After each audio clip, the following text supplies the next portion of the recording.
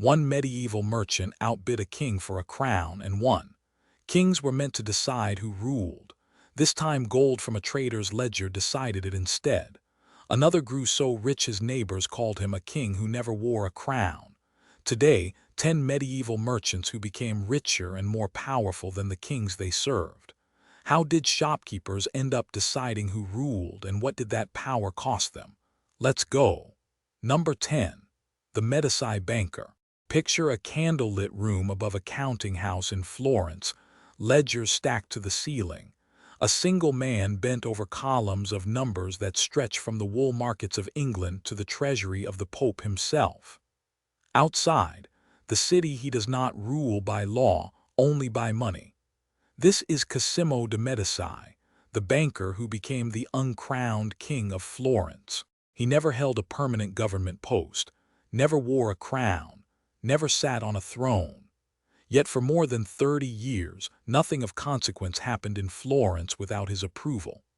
When his father died in 1429, Cosimo inherited a fortune of roughly 179,000 florins, and 2 out of every 3 of those florins came from a single office, the Medici branch operating inside the Vatican itself. A merchant family had quietly become the personal treasurer of the Roman Catholic Church, collecting tithes, handling indulgences, moving the Pope's own money across an entire continent.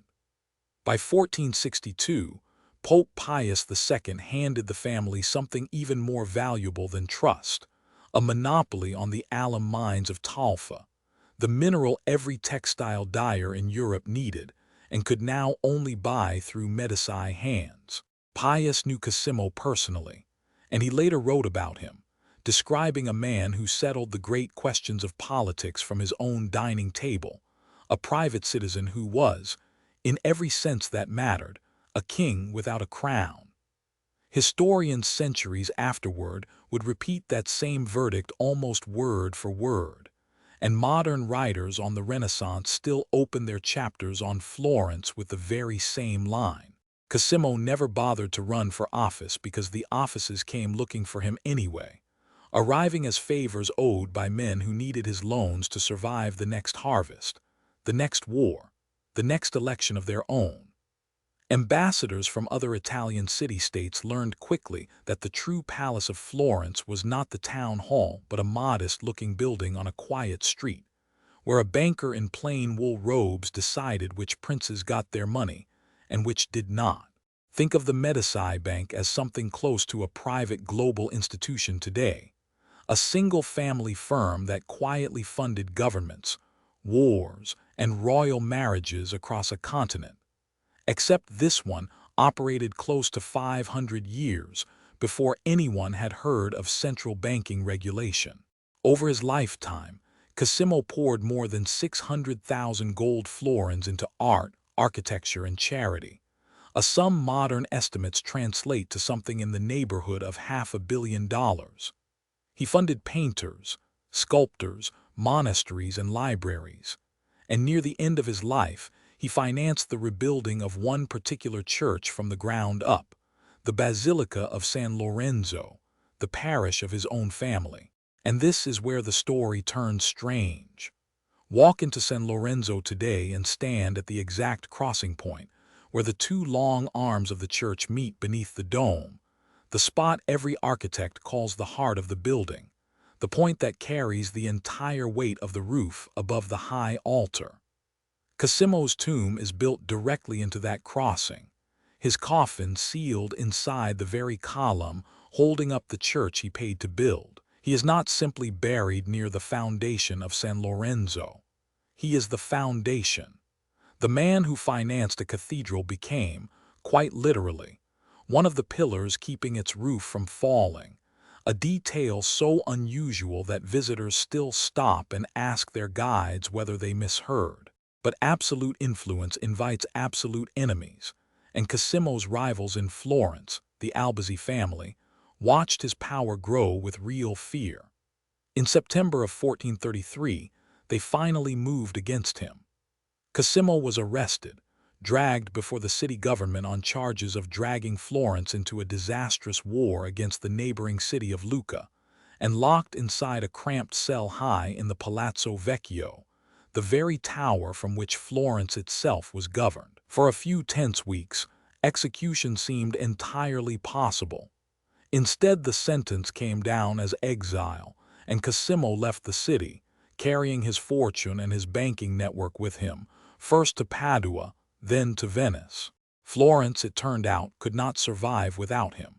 His money had been the circulation running through the entire city's economy, and once it left, that economy began to seize up. Within a single year, panic among merchants and collapsing credit forced the very government that had banished him to reverse course completely. His enemies were exiled in his place, and Cosimo returned to Florence in 1434 not as a beaten man, but as something close to untouchable. He went on to rule for another 30 years after that homecoming, dying peacefully in his own bed in 1464. And the city that had once thrown him out gave him a title no citizen before him had ever received, Pater Patriae, Father of the Fatherland. Yet even a foundation stone can crack under the wrong weight. The empire Cosimo built barely outlived him by a single generation.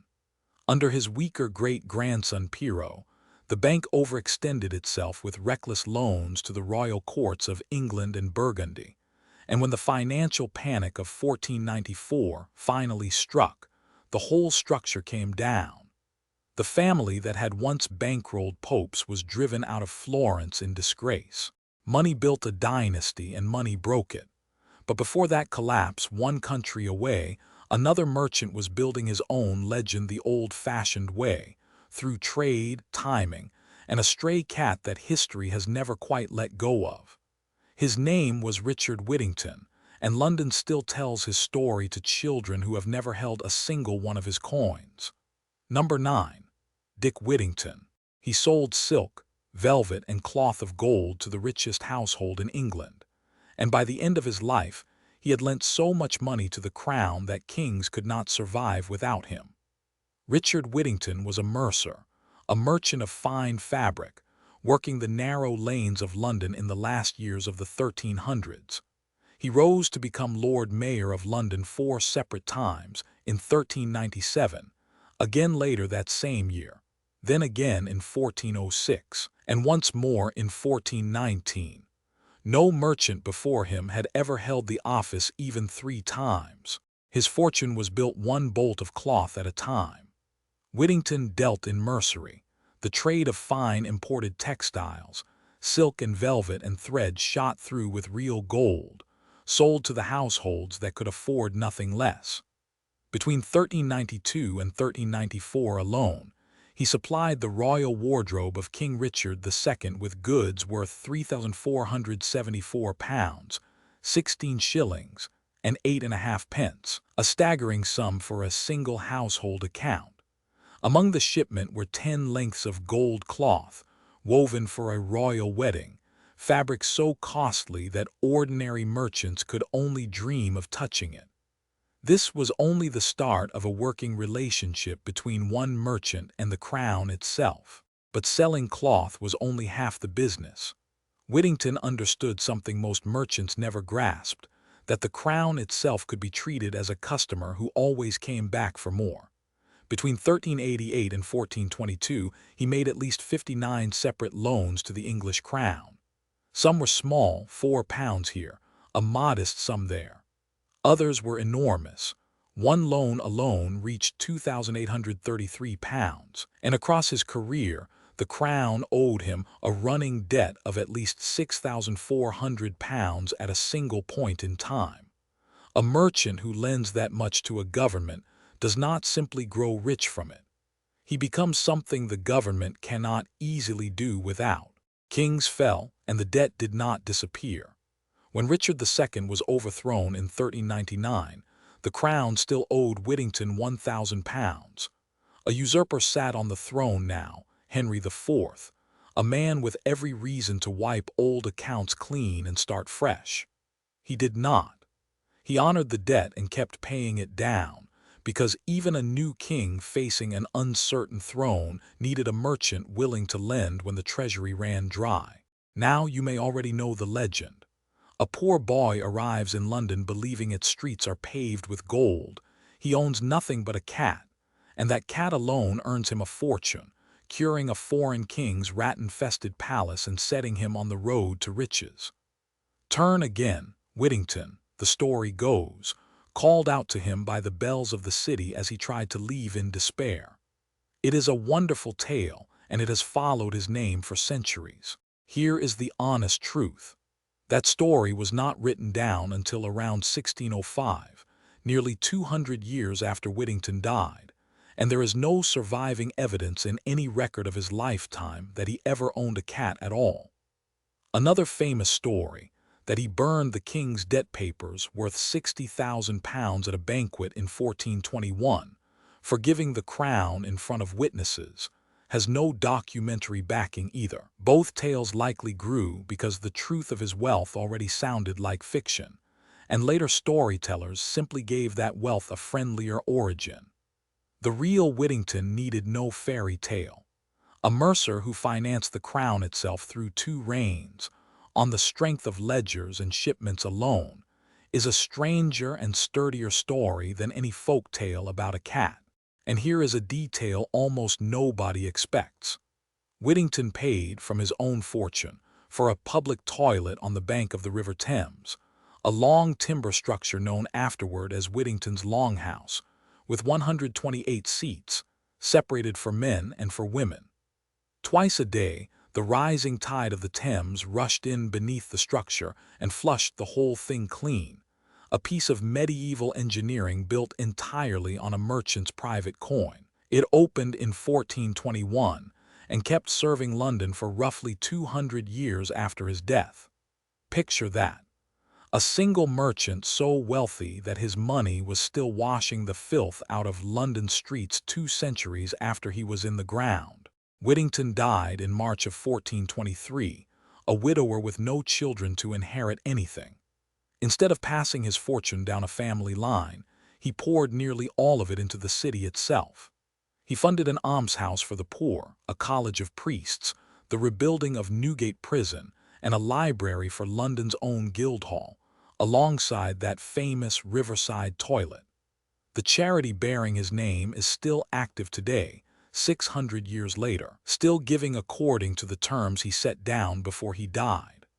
Of all the merchants who clawed their way to power in this story, Whittington is the rare one who ends not in ruin, but in monuments that outlived him by centuries. Not every merchant financier was so lucky, or so careful with his fortune.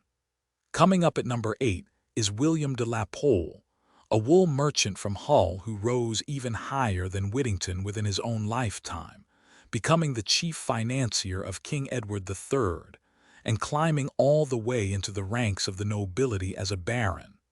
But where Whittington's story ends in charity, de la Pole's ends somewhere far darker, arrested by the very king he had spent a fortune propping up. Number 8. The Wool Baron.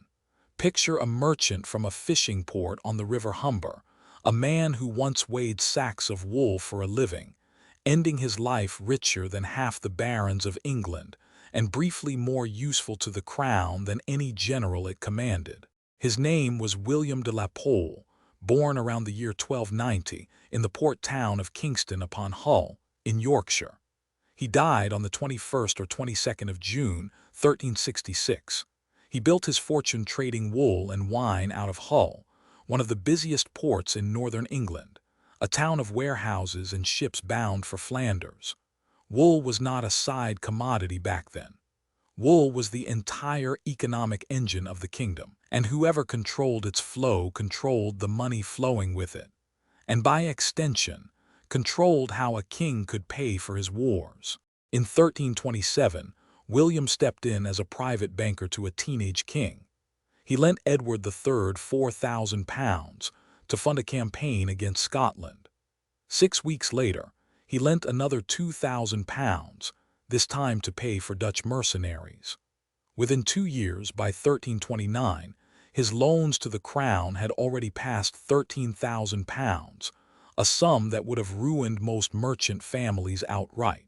By November of 1338, The debt had grown so large the crown had to admit it in writing, on the record, in official rolls that clerks could not simply lose. Officials recognized £11,000 already owed, plus a promise of £7,500 more, to be paid as the war allowed. A commoner from a Yorkshire port was now, on paper, one of the king's largest creditors, holding leverage that most earls in the country could never dream of holding. Yep. Then came the real machine behind the fortune. From June of 1338 through October of 1339, William ran a royal trading operation called the English Wool Company. Through it, he pushed through wool contracts worth roughly £200,000. That trade delivered about £110,000 straight into the war budget of Edward III. For over a year, a wool merchant was the operating engine funding a king's war. The crown paid him back in status, not just coin. William became the first mayor of Hull, serving from 1332 to 1335. He was made a knight banneret and a baron of the Exchequer in 1339. He acquired estates across Nottinghamshire and Yorkshire, including the lordship of Holderness, bought for £22,650 from a king who was, by then, chronically short of cash. A chronicle from Moe Abbey called him, without exaggeration, the second merchant of England, ranked behind no one but the crown itself. Then came the detail that still unsettles historians who study him. In 1338, William moved into a grand London townhouse on Lombard Street. That house had belonged to the Bardi, the great Italian banking family of Florence, a name that once meant more in international finance than almost any other in Europe. In those very same months, the Bardi were quietly collapsing, bled dry by loans to the same King William was now bankrolling. A wool trader from a Humber fishing pier had walked into the vacated banking hall of one of the largest financial houses in Europe, and simply moved his ledgers onto their old writing desks. We will return to the Bardi later in this list, because their own fall was even stranger, and far more sudden, than his rise. But the story of William was not a clean climb upward. Behind the titles and the townhouse, there was always a debt owed to a temperamental king, and debts owed to kings rarely stay forgotten. In November of 1340, an angry Edward III, humiliated by a failed campaign on the continent, turned on his own banker. William and his brother were arrested without warning, accused of mismanaging the wool company on the crown's behalf. His lands were seized in a single stroke. He was locked away in Devizes Castle, stripped, for a time, of nearly everything he had spent a decade building. The charges were dropped in 1344, and William was restored to favor at court. But the debt was never settled fully on his own terms. In 1354, he was forced to give up his claim to Holderness, the estate he had once paid a fortune for, and to write off part of what the crown still owed him, all in exchange for a full royal pardon. Even a baron who had personally bankrolled a king's war could be broken by that same king in a single angry month, and had to buy his own way back into safety, piece by piece. He spent his final years founding a hospital for the poor near Hull, around 1350, quietly giving back to the town where he had once weighed sacks of wool for a living. He died in 1366 as a settled, secure nobleman, the arrest and the confiscation long behind him. The family he started did not fade with him. It rose to become the Earls of Lincoln, and later the Earls, then Dukes of Suffolk, a title that would sit near the very top of the English peerage for generations. A fishing port merchant had built a dynasty that would stand among the highest ranks of English nobility, all from a single fortune made in wool. But William de la Pole was still, in the end, a subject lending money to his king, gambling everything on royal favor to survive whatever mood the crown was in that year. The next merchant on this list did not settle for lending to a crown. He became one in every way but name.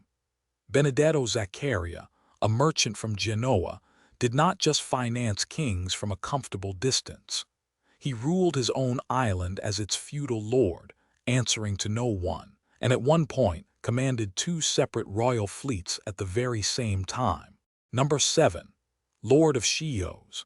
He was a Genos merchant who became an admiral of two different countries at once, and eventually the private ruler of an island he took from an empire twice his size. No other man on this list held command of two royal navies, while also owning the one raw material that an entire continent needed just to keep its clothes from fading. His name was Benedetto Zaccaria, born around 1235, and his rise began not with a sword but with a rock. In the eastern Aegean on the Anatolian coast at Phakia sat deposits of a pale, chalky mineral called alum. Alum meant nothing to a soldier and everything to a weaver, because without it, dye would not bind to wool, and every dyed cloth in Flanders, in Italy, in England depended on a steady supply of it. Whoever controlled the mines controlled the color of half the fabric worn across Western Europe, and almost nobody buying a dyed coat ever thought to ask where the mineral behind the dye had come from. In 1275, the Byzantine Emperor Michael VIII Palaiologos granted Phakia and its alum mines to the Zaccaria family as a fief.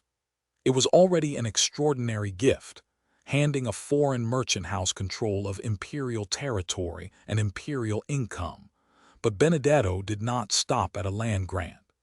He married the emperor's own sister, binding a Genos trading family directly into the Byzantine imperial line, so that the man digging the alum out of the ground was now, in a very real sense, family to the throne itself. Then he persuaded Michael to ban the rival alum trade flowing in from the Black Sea, closing off the last competing supply. Overnight, a private citizen controlled the only legal source of a mineral that an entire continent's textile industry could not do without.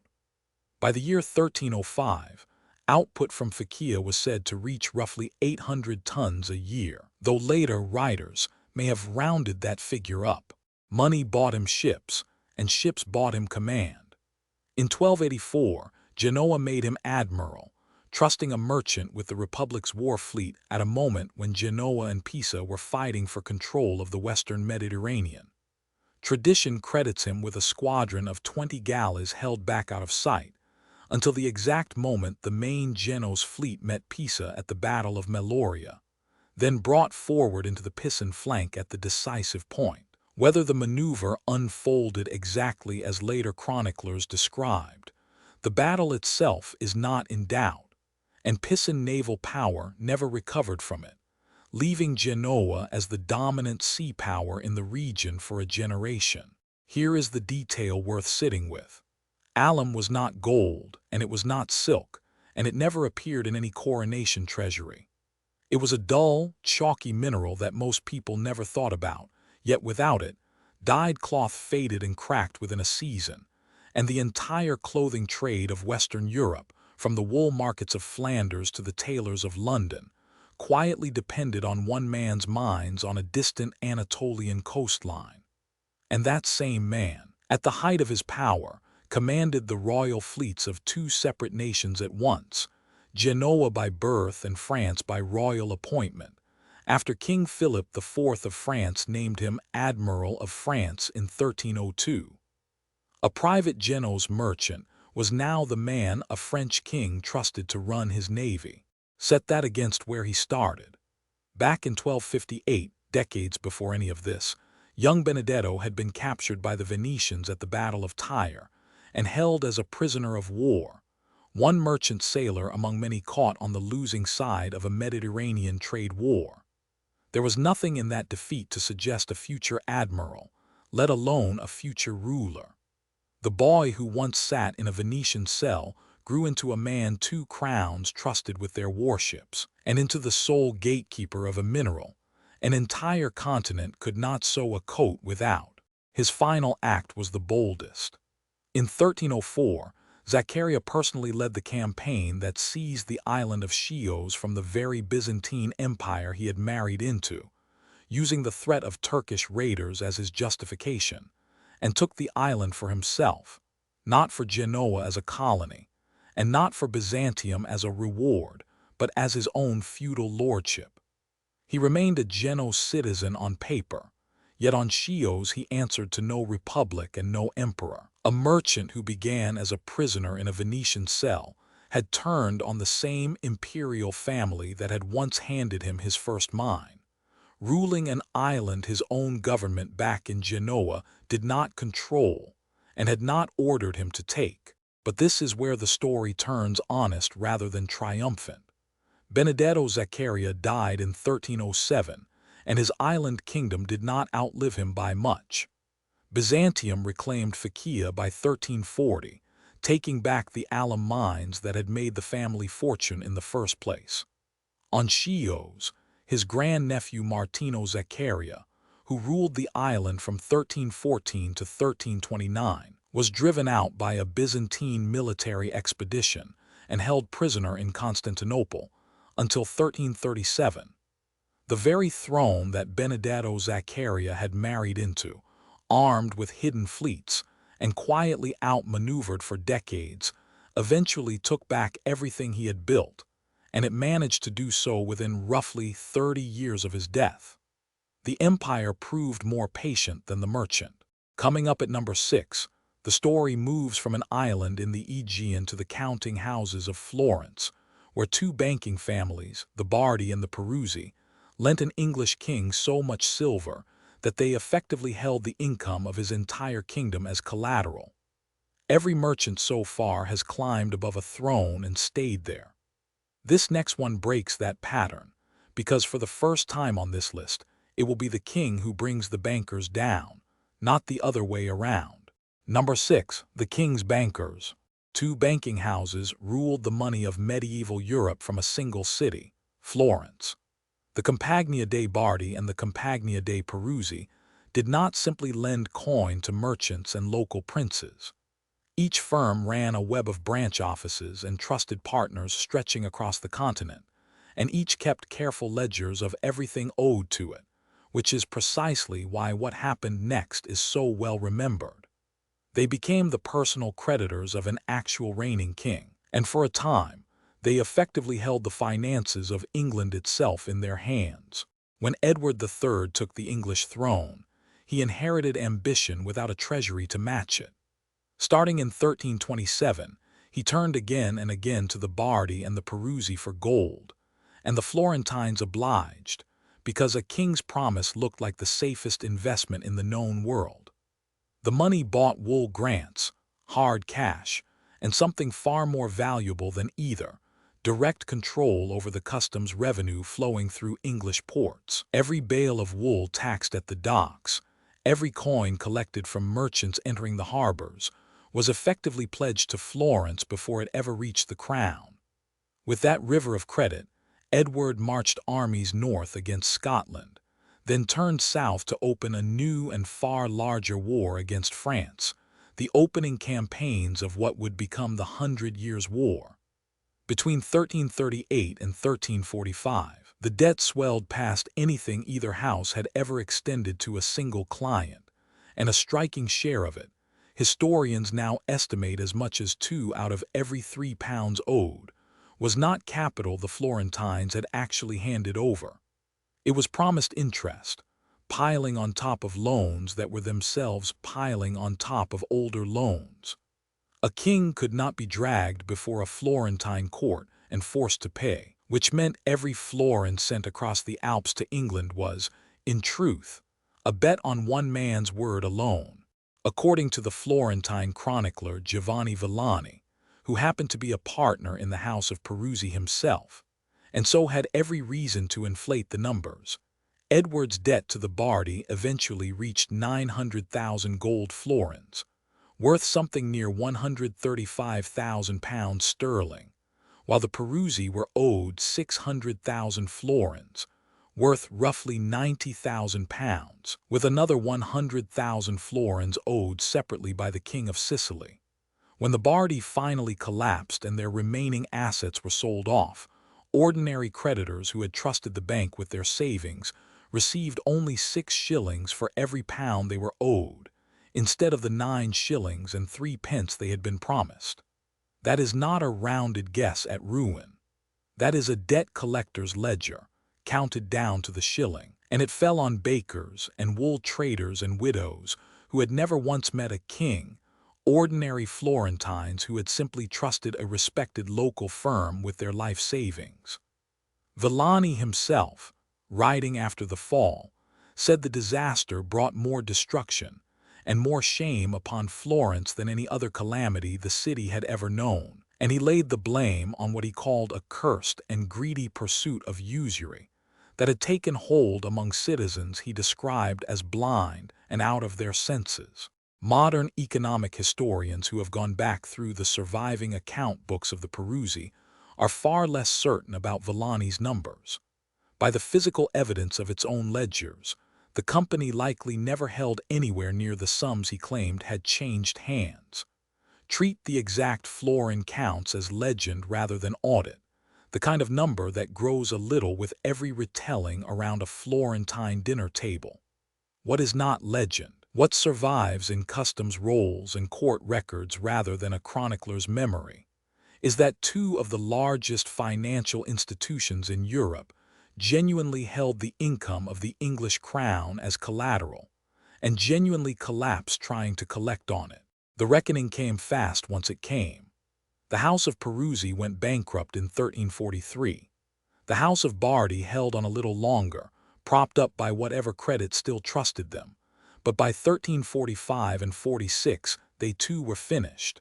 2 giants with branches stretching from London to Cyprus and more than 300 employees between them, wiped from the map of European finance within a handful of years. Historians point to their fall as one of the sparks that helped ignite an economic crisis across the whole continent, a crisis still unfolding when an even darker shadow arrived only a few years later, the Black Death, a plague that would soon make questions of gold and debt feel almost small. Edward III, the man whose wars had swallowed both fortunes, walked away from the wreckage untouched. He kept his crown, he kept fighting in France for decades more, and he never repaid what history remembers him owing. In this one moment, at least, it was not the king who fell. It was the men who had dared to fund him. Florence would recover. Banking would recover. But the lesson did not vanish, and a century later, across the border in France, another merchant would rise to a fortune even the Bardi might have envied, becoming personal treasurer to a French king and the richest commoner in the entire kingdom. His name was Jacques Coeur, and his own king would eventually turn on him too, not over unpaid debts or customs revenue, but over accusations far more personal and far more dangerous to a man who had climbed too close to the throne. Number 5. The king's treasurer. Jacques Coeur was not born to power. He was a merchant's son from Bourges, and by the middle of the 1400s he had become the richest man in the Kingdom of France. He started small, trading leather and furs, learning how money moved between markets. But Jacques Coeur wanted more than trade. He wanted access, and access is where real fortunes are built. By 1436, he was running the royal mint, striking the coins that carried the king's own image. 2 years later, he became argentier, the official who controlled the spending of the crown itself, deciding which bills got paid and which did not. Soon he sat on the royal council, advising King Charles VII in person, one merchant's son among the highest lords of France. He was made royal commissioner over the assemblies of Languedoc, and he collected taxes on salt across entire provinces, a tax that touched nearly every household in the kingdom. Every door in France seemed to open when Jacques Coeur knocked, and while he served the king, he built an empire of his own. Galleys under his flag sailed the Mediterranean, carrying salt, silk, spices, weapons, jewels, and fur, all the way to the ports of the Levant. Trading posts bearing his name stretched from France to the eastern edge of the known world. Contemporaries called him the richest man in the kingdom, though no ledger from that age can tell us the true size of his fortune. Nobles across the kingdom borrowed from him. Bishops borrowed from him. The crown itself borrowed from him, again and again, until the king's own treasury depended on a merchant's goodwill. Then came the war. France and England had been locked in conflict for over a century, and by the late 1440s, the fighting had reached Normandy. King Charles VII needed an army, ships, supplies, and above all, money he did not have. Jacques Coeur provided it. He personally financed the campaign that drove the English out of Normandy, paying for soldiers, cannon, and supply trains out of his own coffers, a campaign historians now count among the final blows of the 100 Years' War.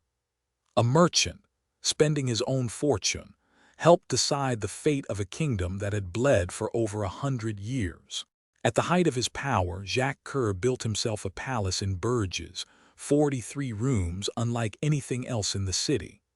Carved into its stone everywhere you look are hearts, dozens of them cut directly into the walls alongside scallop shells, a silent pun on his own name, Coeur, French for heart.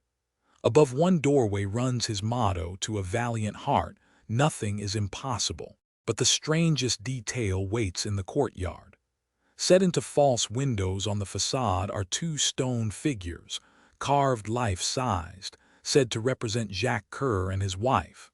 They lean forward from the wall, forever looking down, watching their own courtyard, frozen in stone, as if they never stopped keeping watch over the empire below them. They should have been watching something else. In July of 1451, soldiers arrived to arrest Jacques Coeur, on the direct order of King Charles VII, the very king he had financed into victory. The charges were devastating, and they arrived all at once.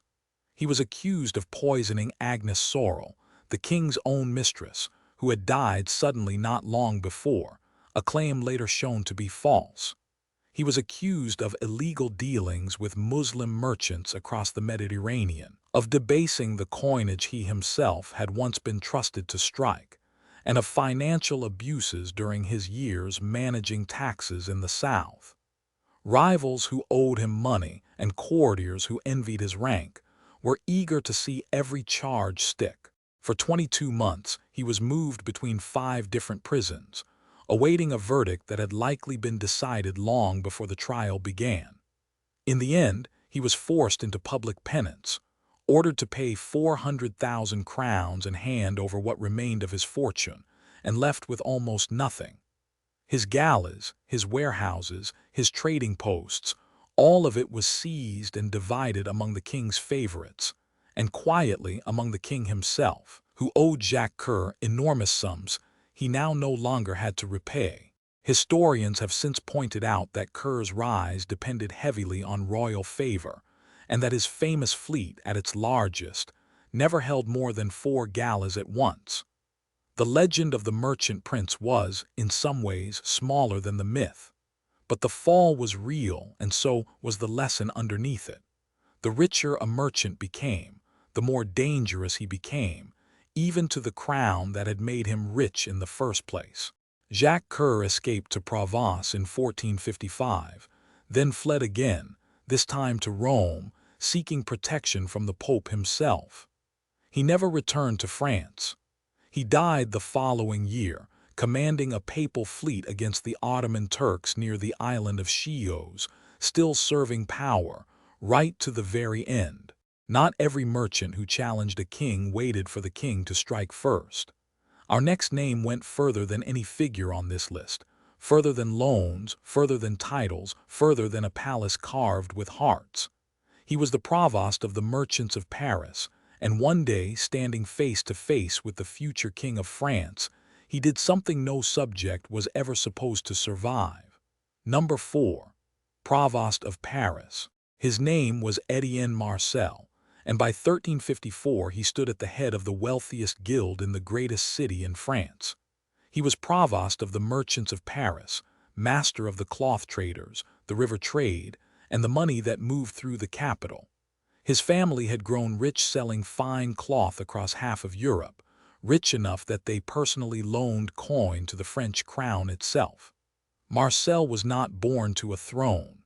He was born to a counting house, and when the kingdom around him began to collapse, he decided the counting house would rule in its place.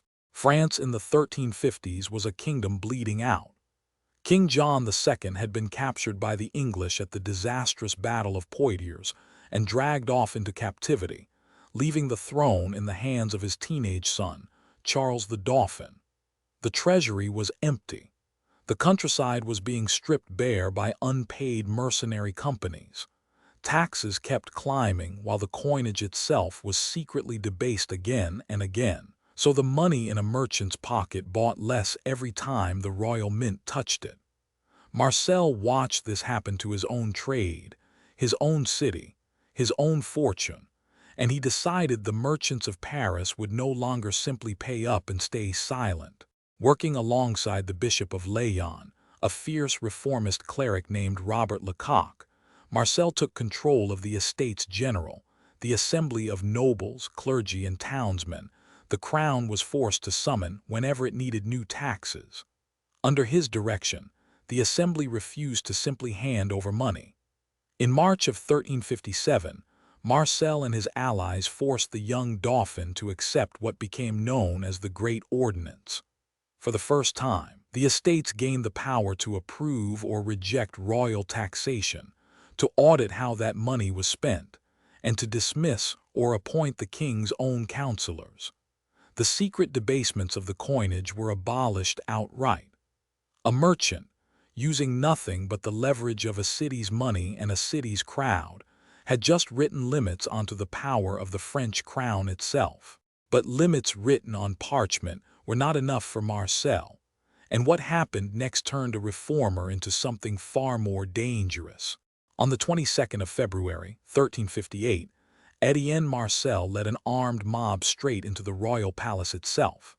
His men found two of the kingdom's most senior officers, the marshals of Champagne and of Normandy, standing near the Dauphin, and cut them down where they stood, directly in front of the future king of France, in a room he could not leave. The blood of both marshals sprayed across the young Dauphin's own clothing while he stood there, utterly powerless to stop it. Then Marcel himself stepped forward, reached up, and tore the royal cap from the Dauphin's head with his bare hands.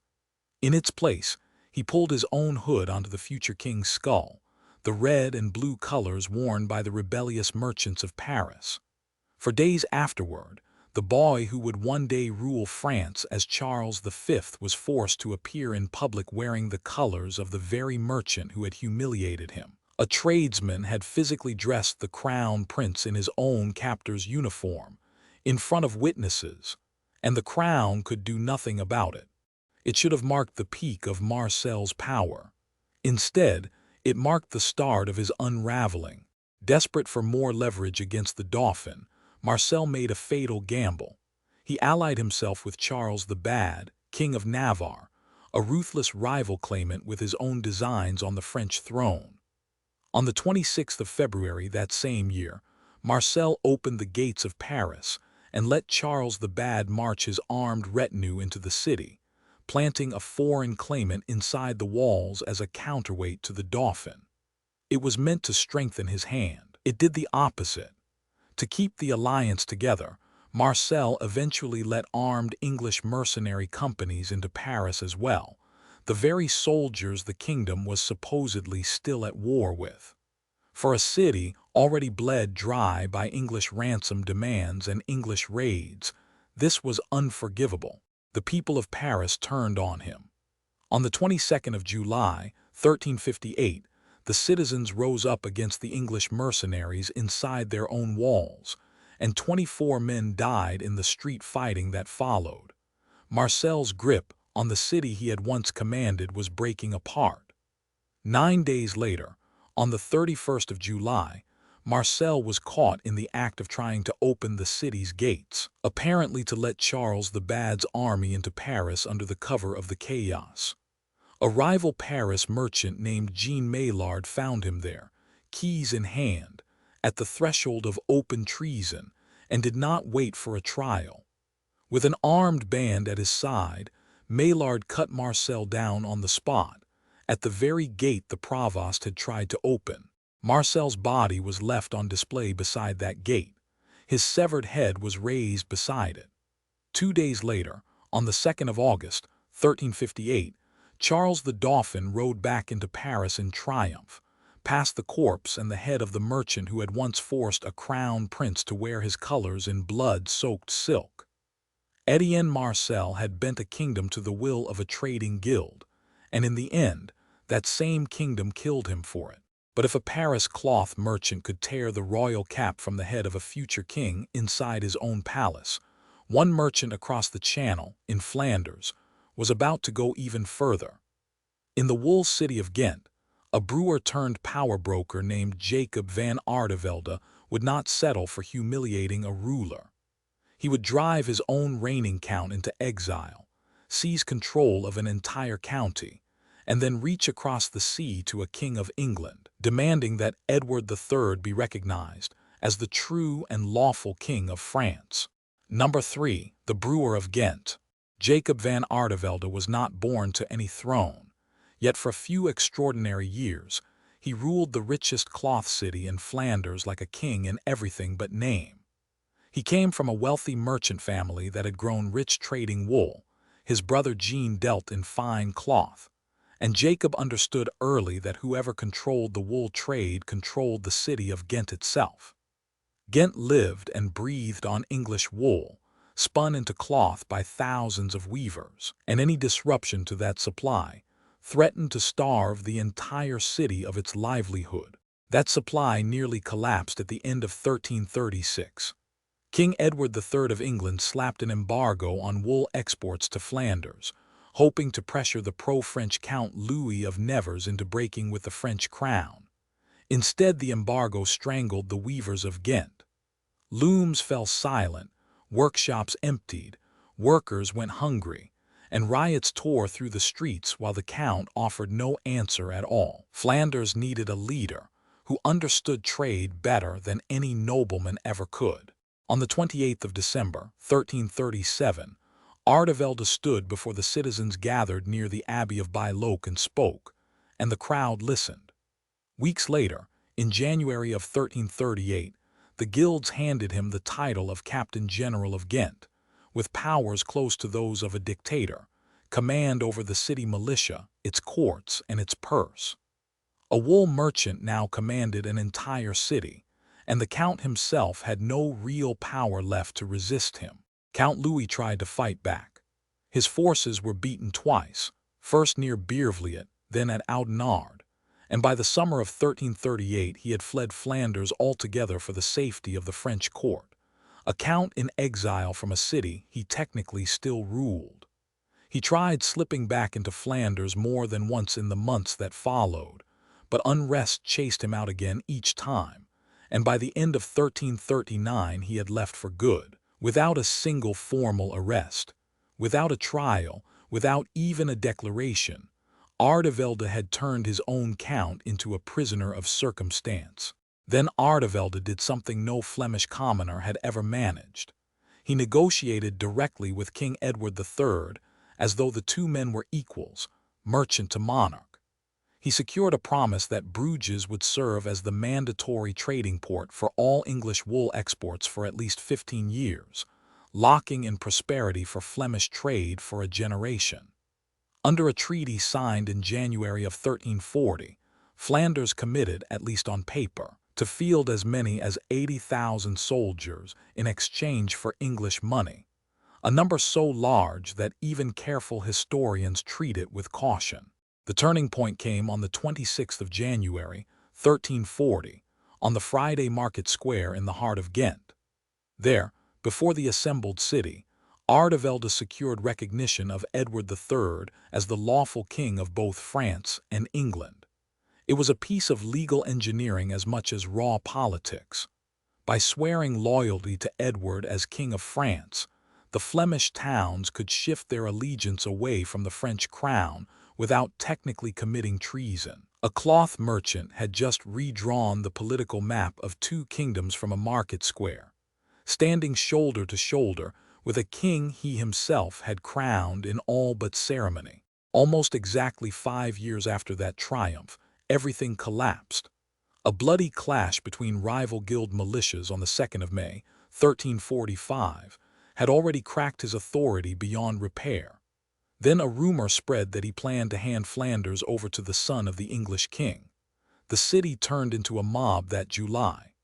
Crowds surrounded his own house, broke inside, and killed him on the spot, in the very city he had ruled like a king in everything but name. Later chroniclers claimed his body was denied a proper Christian burial, one of the harshest punishments a medieval community could inflict on the dead.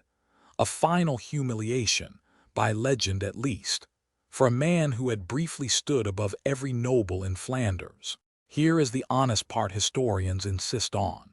The nickname the Brewer of Ghent makes for a good story, but specialists who study him closely admit there is no solid evidence he ever brewed anything in his life. By tradition, he simply joined the Brewers Guild to win favor with the common people of the city.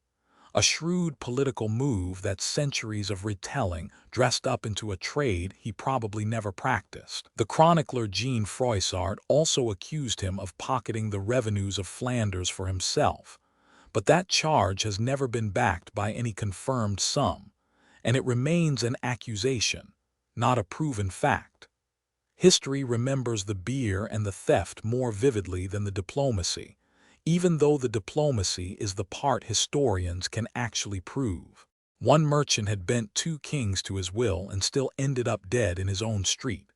But Ardevelde worked alone, backed only by the guilds of a single city.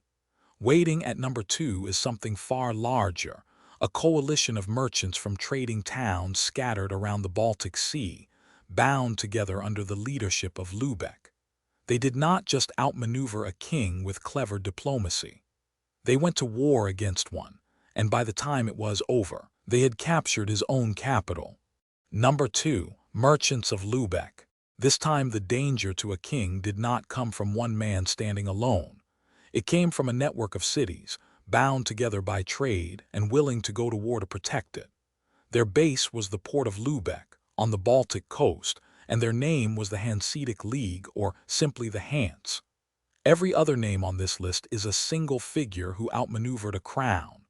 This one is different.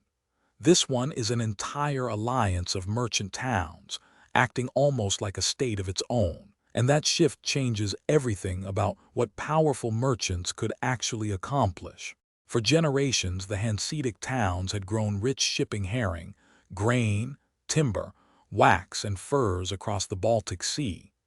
Their ships controlled the trade routes. Their warehouses controlled the prices.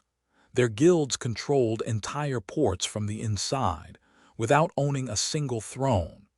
But in the early 1360s, a king decided he had had enough of merchants behaving like sovereign powers on his own doorstep. Valdemar IV of Denmark struck first and struck hard.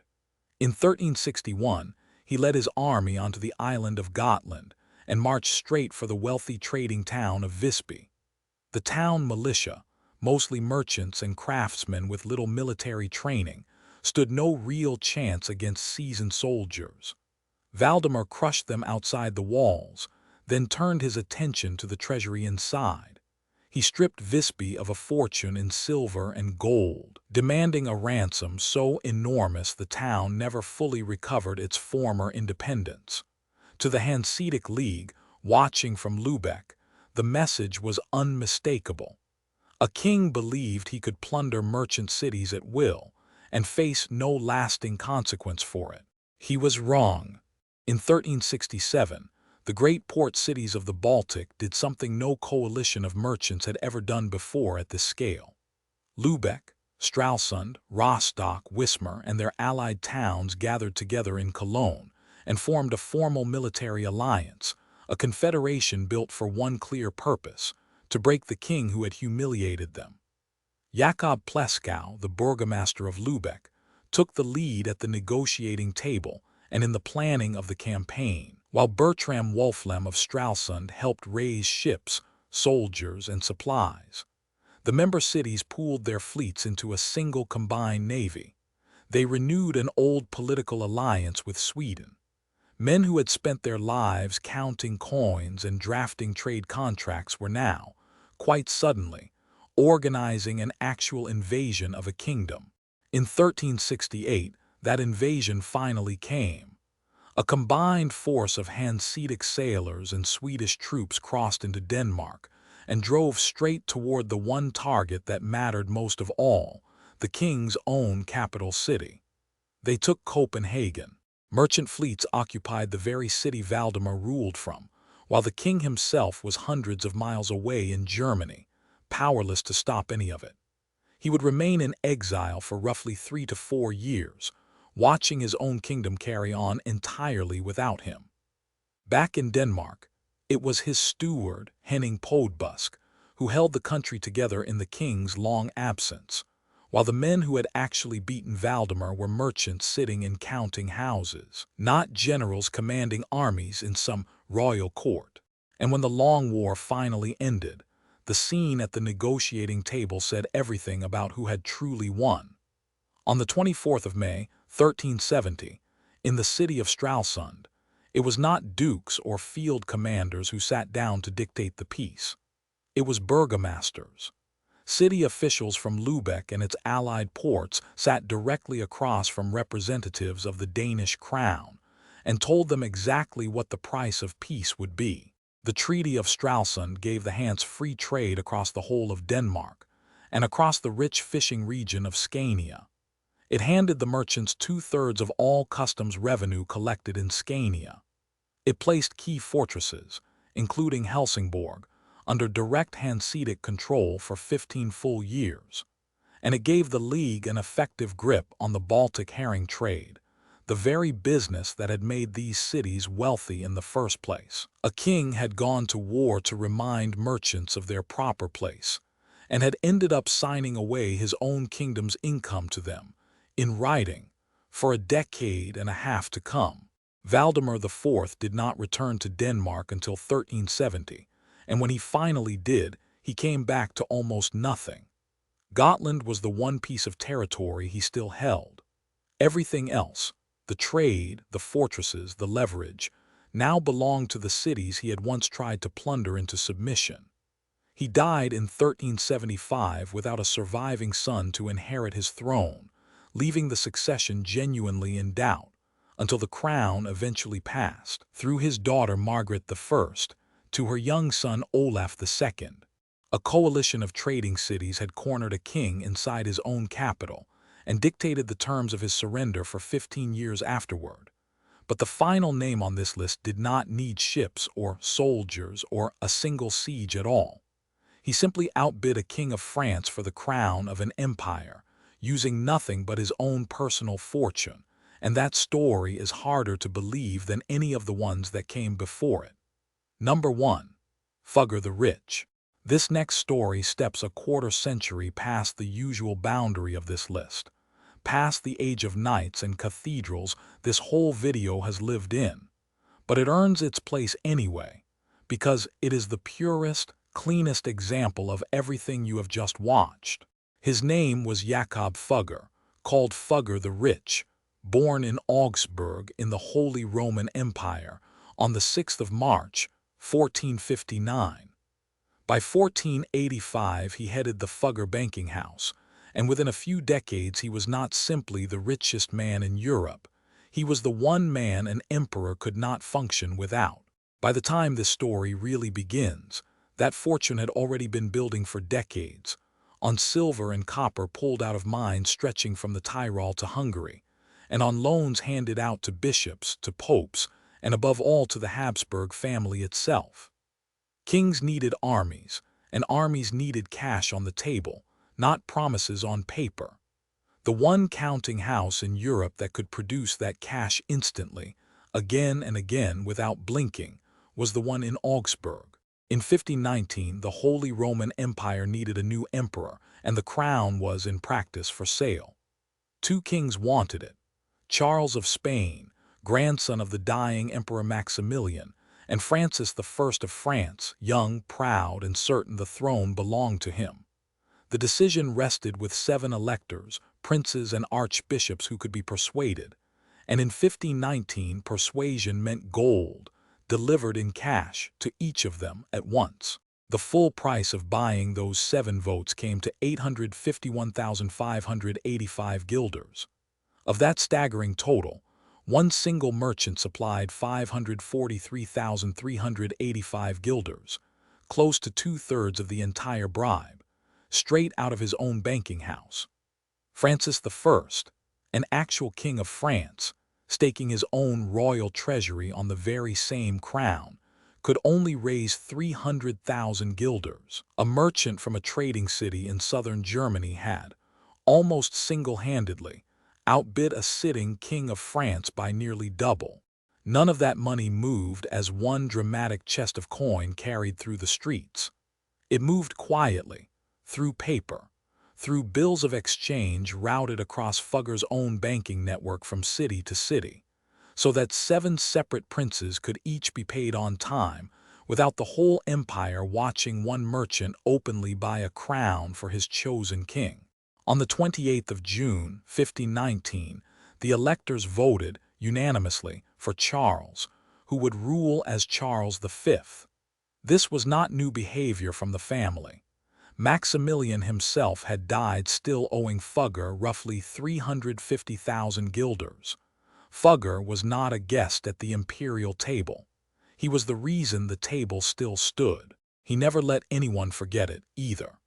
At the imperial diet in Nuremberg in 1523, with the old debt still unpaid, Fugger sent Charles V a letter, and the letter did not grovel.